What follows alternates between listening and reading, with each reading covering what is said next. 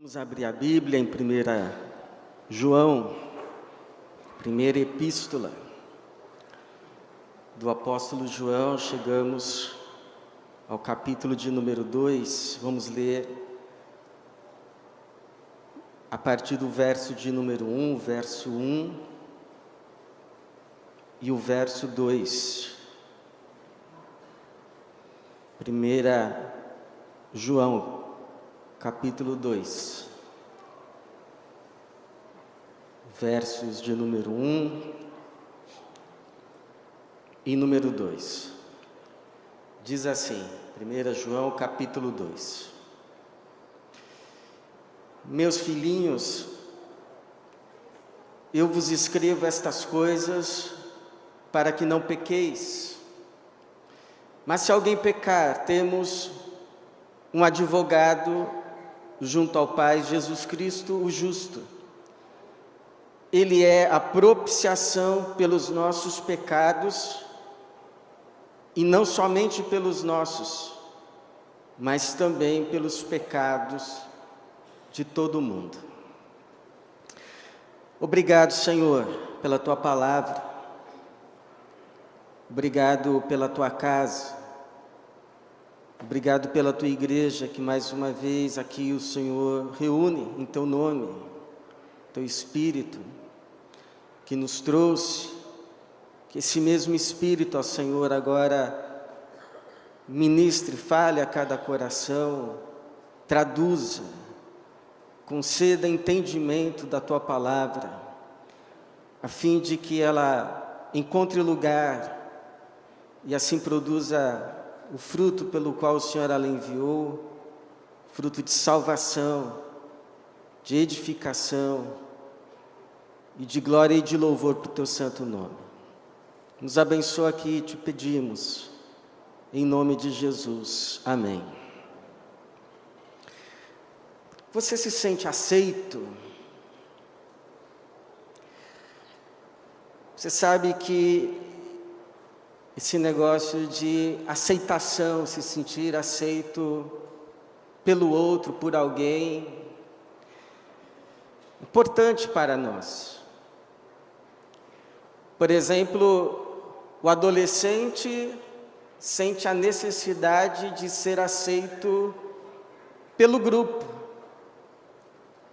E isso faz com que ele vá se moldando a fim de que seja aceito pelo grupo. Mas não é só o adolescente.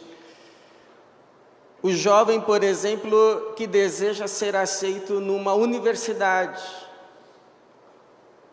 Para tanto, ele estuda, ele se prepara, ele se submete a um vestibular, porque ele quer ser aceito.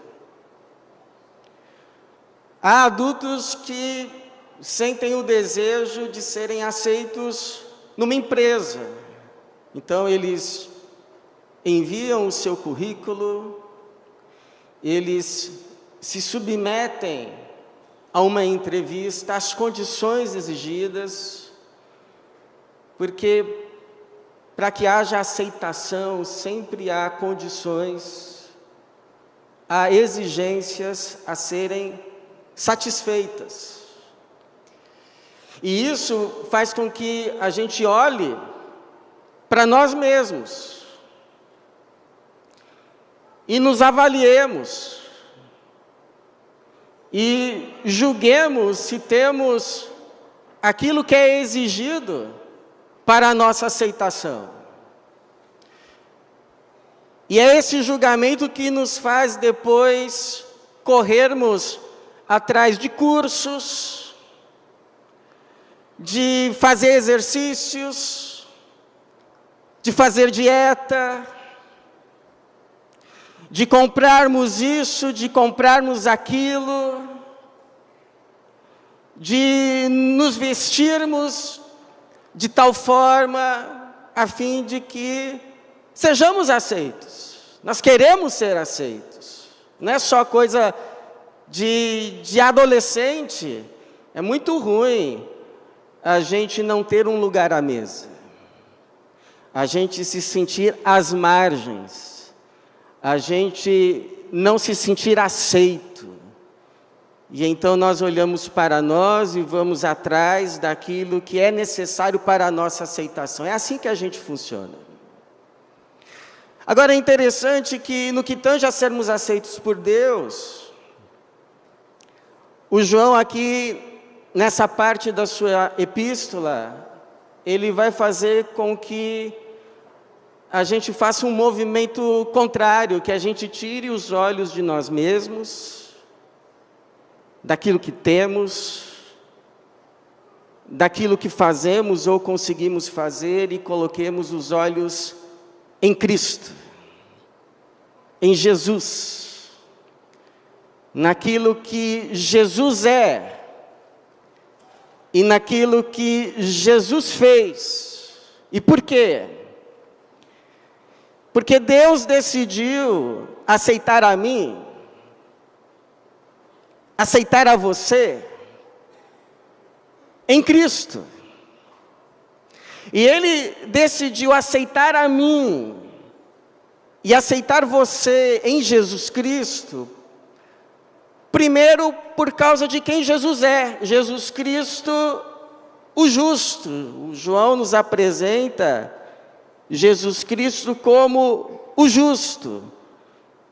Alguém já disse assim que nós somos como um bolo em que nos faltam pedaços. Falta assim em nós um pedaço na fatia da fidelidade. Falta assim em nós um pedaço na fatia da mansidão.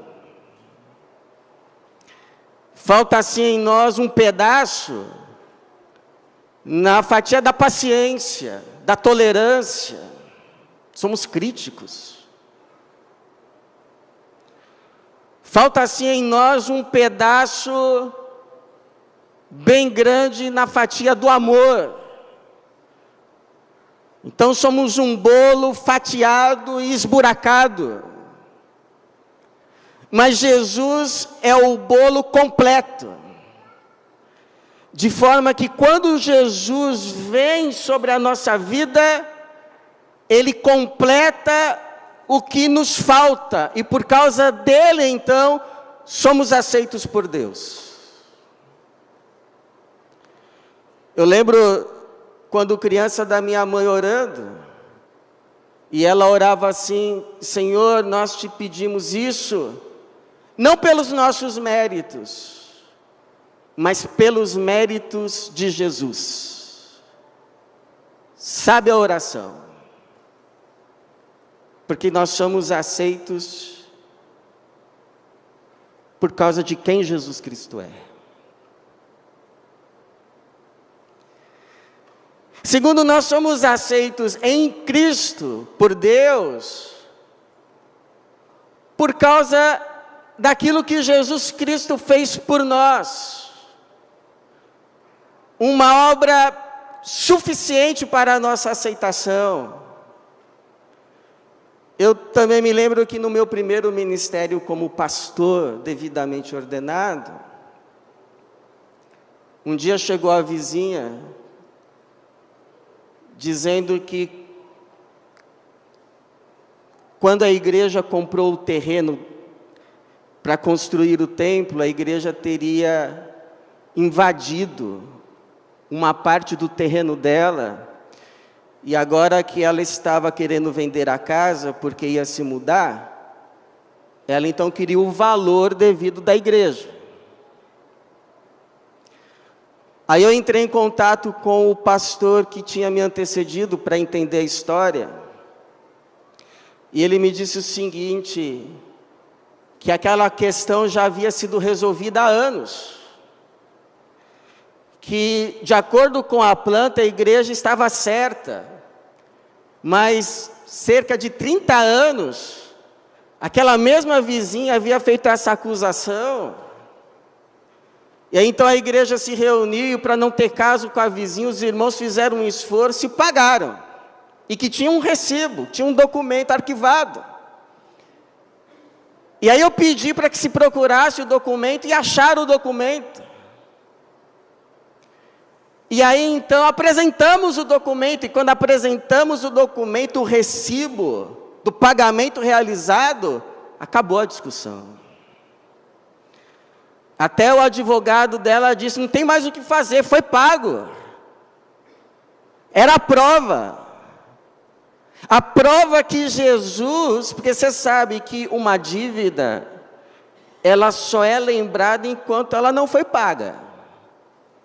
A partir do momento que a dívida é paga, ela não só pode, mas deve ser esquecida. Por isso que Deus pode esquecer dos nossos pecados. Não é porque Ele faz vistas grossas, mas porque foi tudo devidamente pago. Uma vez que foi tudo devidamente pago, já não há por que haver lembrança. Então, a prova que Jesus apresenta em nossa defesa, esse nosso advogado, não é a nossa inocência, porque nós não a temos. Não são as nossas obras, os nossos esforços que fazemos, até mesmo para agradar a Deus, que são sempre falhos. Mas a prova que Ele apresenta em nossa defesa é Ele mesmo.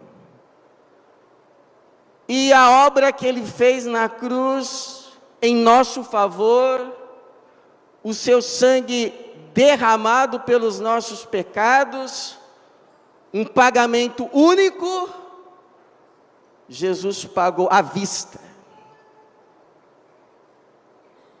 Não foi parcelado, foi à vista.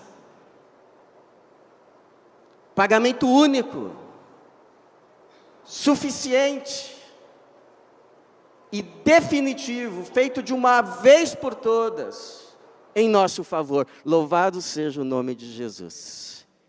É por isso que o João vai dizer, Ele é a propiciação pelos nossos pecados, ou seja, o pagamento completo, que satisfaz plenamente as exigências da lei divina. Os nossos pecados podem ser esquecidos, simplesmente porque foram completamente pagos por Jesus na cruz. Louvado seja o nome de Jesus. E terceiro, Deus decidiu nos aceitar em Cristo, porque Ele mesmo nos ama. Você veja que nesse tribunal só tem advogado de defesa, Jesus.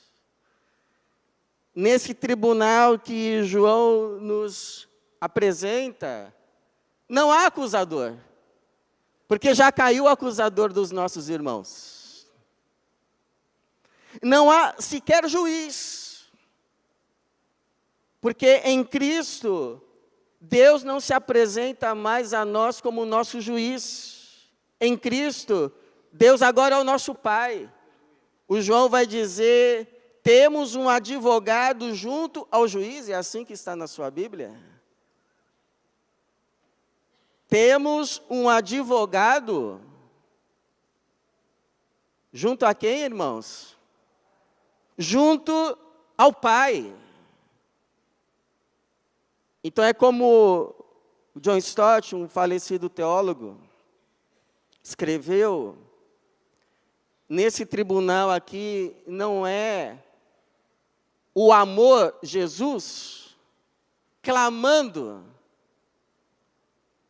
a justiça, Deus, por nós, tipo assim, Jesus intercedendo a Deus por nós, ah, Pai, por favor, perdoa eles, lembra-te da tua compaixão, lembra-te da tua misericórdia, e o Pai lá, relutante, dizendo assim, sei não, isso pode abrir precedentes. Mas é Jesus a justiça clamando a Deus o amor, declarando que o que era necessário para a nossa justificação já foi realizado na cruz do Calvário. E que, portanto, somos aceitos por Deus agora como filhos, como filhas, porque o sangue de Jesus já foi derramado. Aí alguém pode dizer assim, mas precisava de tudo isso? Será que precisava mesmo de Jesus ter que ir para a cruz? Sofrer aquela morte horrível? Sofrer aquela humilhação? Ter o seu sangue derramado? Será que não bastaria Deus simplesmente ter declarado um perdão universal e pronto, está todo mundo perdoado, vamos esquecer isso? Não bastaria ter feito isso? Por que Jesus tinha que ir para a cruz? Porque se Deus simplesmente fala assim, ó, deixa isso para lá, Ele abre mão do princípio da justiça. E se Ele tivesse aberto mão do princípio da justiça,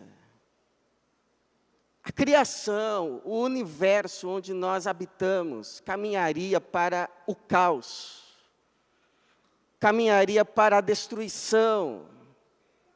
Porque se nem Deus faz justiça, vamos esperar justiça de quem? Talvez até os demônios reivindicassem soltura, liberdade, sem qualquer punição. Então essa tensão fez com que Jesus fosse para a cruz. E lá na cruz é que Deus então demonstra toda a sua justiça, porque Ele não deixa sequer um pecado impune, todos os pecados foram punidos em Jesus Cristo na cruz, e ao mesmo tempo demonstra todo o seu amor, porque Ele pune todos os pecados, mas não em nós pecadores, mas nele mesmo, na pessoa bendita do seu Filho Jesus. Então, ter mantido a justiça, não ter aberto mão dela, não eclipsou o amor de Deus, só o ressaltou. Porque por ter decidido manter o princípio da justiça, fez com que Deus pagasse o preço mais caro que podia pagar por nós, pela nossa salvação. Seu Filho bendito, santo, sem pecado, inocente, na cruz, no nosso lugar, em nosso favor, por nós pecadores. É por isso que o Paulo vai dizer assim em Romanos 5:8. Deus prova o seu amor para conosco ao ter Cristo morrido por nós, quando ainda éramos pecadores. Então, em resumo, nós somos aceitos por Deus, porém em Cristo e somente em Cristo, por causa de quem Ele é e por causa do que Ele fez. Então, no seu relacionamento com Deus, nessa necessidade de aceitação, você não olha para você, você olha para Jesus, para quem Ele é, para o que Ele fez em teu favor, porque se você olhar para você, de duas uma, ou você vai achar que Deus deixa passar muita coisa, que ele tenha assim, um partidarismo especial por você, seja lá por qual motivo for, o que te vai levar a uma visão distorcida do Deus revelado nas Escrituras, ou você vai se desesperar, consciente do peso da lei. Então a gente enxerga Deus olhando para a cruz. Porque lá na cruz, Jesus crucificado, a gente vê quem Deus é. Um Deus santo, justo, bom e que nos ama. Que não mediu o preço para nos salvar. Bom, então o que a gente faz com tudo isso? A igreja que ama, anuncia. Porque é boa notícia demais, irmãos. O amor de Deus revelado na cruz. E a gente anuncia para quem? A gente anuncia primeiro para a igreja mesmo, porque há irmãos nossos que, embora já tenham se arrependido dos seus pecados, já os tenha confessado, já os tenha abandonado, há irmãos que ainda vivem perturbados, atormentados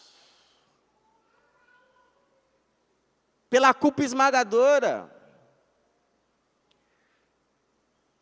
Como conta um pastor a respeito de um jovem casal que depois de 6 meses de casamento iam se separar, o pastor os foi visitar, e eles disseram o motivo, eles confessaram que haviam pecado antes do casamento, da oficialização, da cerimônia e tal, e que a culpa tinha se instaurado entre eles. Parecia que a culpa dormia no meio deles, então eles não viam solução. E aí então o pastor lhes abriu a Bíblia, lhes abriu a palavra. E lhes leu algo como Isaías 43, 25. O próprio Deus dizendo: eu mesmo, sou o que apago as tuas transgressões, por amor de mim, e não me lembro dos teus pecados. E lembra-se, porque ele não se lembra? Porque o pagamento completo já foi feito. Não é você que paga pelos seus pecados, foi Jesus quem pagou por eles. E a gente anuncia, e o pastor diz que esse casal foi restaurado, tiveram filhos e se tornaram uma bênção para a igreja. Essa é a maravilha do Evangelho. É isso que acontece na igreja que ama. Há perdão e a restauração para a glória de Jesus. Não se joga fora tudo que Jesus fez e tudo que Jesus é. E a gente anuncia isso para o mundo. Seja por meio dos nossos missionários, por isso fazemos as nossas campanhas, seja por nossos evangelistas da igreja local,